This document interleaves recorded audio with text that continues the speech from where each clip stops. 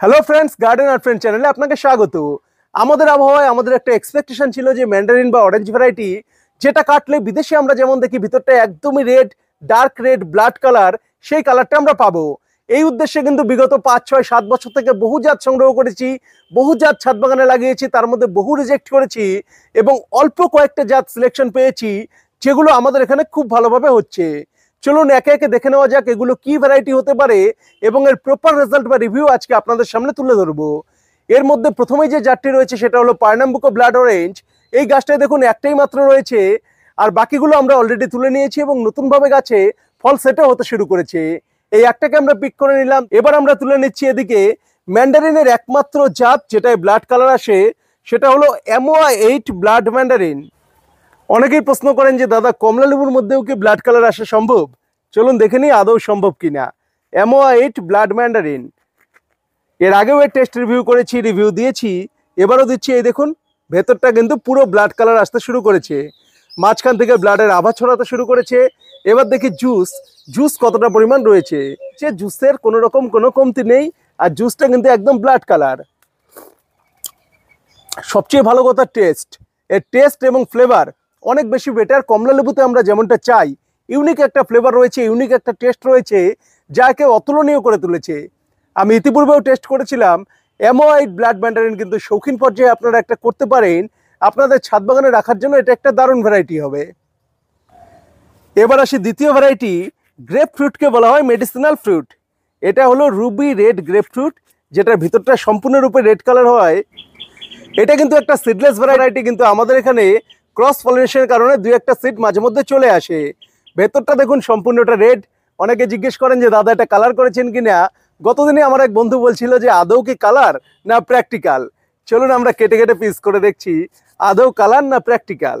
Grape ফ্রুটের এই ভ্যারাইটিটা আপনারা কিন্তু ছাদ বাগানে করতে পারেন। এতে জুস থাকে। আজকে মার্চ মাসের 14 তারিখ ভিডিওটি ধারণ করা হচ্ছে, এখনো কিন্তু ভরপুর মাত্রায় জুস রয়েছে। ছাদ বাগানে আমরা সেই সমস্ত ভ্যারাইটি সবচেয়ে বেশি প্রেফার করি যেগুলো লেট ভ্যারাইটি, দীর্ঘ সময় অবধি ফলে জুস থাকে, ইজিলি ফল হয়, কোনো রকম বাড়তি পরিচর্যা বা মেনটেনেন্স লাগে না। এবার চলুন টেস্ট করে দেখা যাক।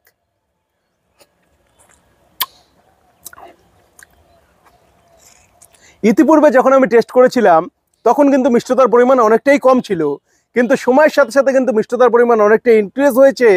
অর্থাৎ যদি আপনারা মার্চ মাস অব্দি গ্রেপফ্রুট গাছে রেখে খেতে পারেন, রুবি রেড গ্রেপফ্রুট, সেক্ষেত্রে কিন্তু আপনারা এতে ভালো পরিমাণ মিষ্টতা পাবেন। আবার যদি ডিসেম্বর জানুয়ারিতে হারভেস্ট করে টেস্ট করেন, সেক্ষেত্রে কিন্তু টক মিষ্টি একটা স্বাদ পাবেন। ওভারঅল এটা একটা মেডিসিনাল ফ্রুট, এই হিসাবেই আপনাকে এটাকে বিবেচনা করতে হবে। বিদেশে এই ফলটাকে হাইলি রিকমেন্ড করা হয় যাদের বিভিন্ন শারীরিক সমস্যা রয়েছে বা হেলথ আরও ভালো রাখার জন্য। এই ফলটিকে স্যালাডে বা ফ্রুট সিলেকশনের মধ্যে রাখা হয়। ব্লাড ম্যান্ডারিনগুলোর মধ্যে আমরা যখন এর ম্যাচিউরিটি বুঝতে যাব, তখন বোঝার একটা উপায় হলো ম্যান্ডারিনে কিন্তু কালার চলে আসবে, আবার এটাকে একটু লেট রাখতে হয়, গাছে আবার ফ্লাওয়ারিংও চলে আসবে। এই দেখুন কালার, ইয়েলোর উপরে একটা রেডিশ টোন, একটা লাল একটা আভা চলে আসবে, ব্রাইট কালার। তখন বুঝতে হবে যে এটা হারভেস্টিংয়ের উপযোগী হয়েছে। চলুন এটা কেটে আমরা দেখে নিই। এটা হলো PS ব্লাড অরেঞ্জ, বা যাকে আমরা বলি পার্নাম্বুকো ব্লাড অরেঞ্জ। কালার কিন্তু খুব একটা বেশি দেখা যাচ্ছে না, এটাকে সেমি ব্লাড অরেঞ্জও বলা হয়।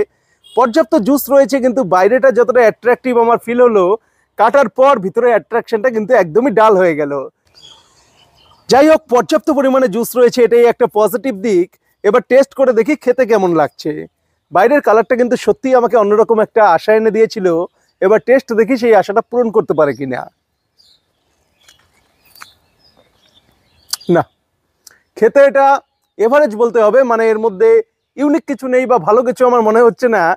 মালটা মৌসুম্বি যেগুলো অর্ডিনারি জাত বা লোকাল জাত, সেরকমই এর টেস্ট, এর ইউনিক কিছু নেই। পার্নাম্বুকো ব্লাড অরেঞ্জ যেহেতু এর টেস্টও ভালো না এবং এর মধ্যে কালারও আসছে না, তাই এটা ছাদ বাগানে রাখাটা অযৌক্তিক হবে।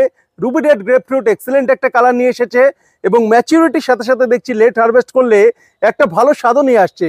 এটা অবশ্যই ছাদ বাগানের জন্য একটা ভালো সিলেকশন।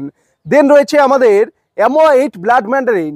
কমলা লেবুর মধ্যে ব্লাড কালার, এটা কিন্তু একটা স্বপ্ন ছিল, এই স্বপ্নটাকে পূরণ করেছে MOA8। MOA8 আরো বেটার কোয়ালিটি আসে, আমি এটা দেখেছি আমার অনেক বন্ধুর কাছে রয়েছে যারা আরো বেটার ভাবে ফলিয়েছেন। গাছের বয়স এবং ম্যাচুরিটি বাড়ার সাথে সাথে কিন্তু ফলের সাইজও কিছুটা বাড়বে এবং কালারও দারুণ অসাধারণ একটা কালার আসে। সুতরাং MOA8 আর রুবি রেড গ্রেপফ্রুট হলো আজকে আমাদের ব্লাড কালারের মধ্যে সিলেকশন। আরেকটা ভ্যারাইটি আপনারা করতে পারেন কারা কারা নাভেল অরেঞ্জ, সেটাও মোটামুটিভাবে কালার আসছে এবং খেতেও মোটামুটি ভালো। তবে পিএস ব্লাড অরেঞ্জটা আমার ব্যক্তিগত টেস্টে একদমই ভালো মনে হলো না। আজকের এই ভিডিওটি এখানেই শেষ করছি।